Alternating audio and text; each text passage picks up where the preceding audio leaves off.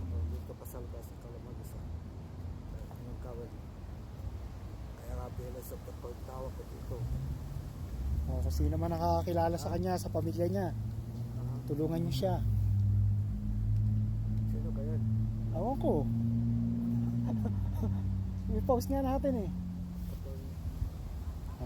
Post natin 3 minutes and 7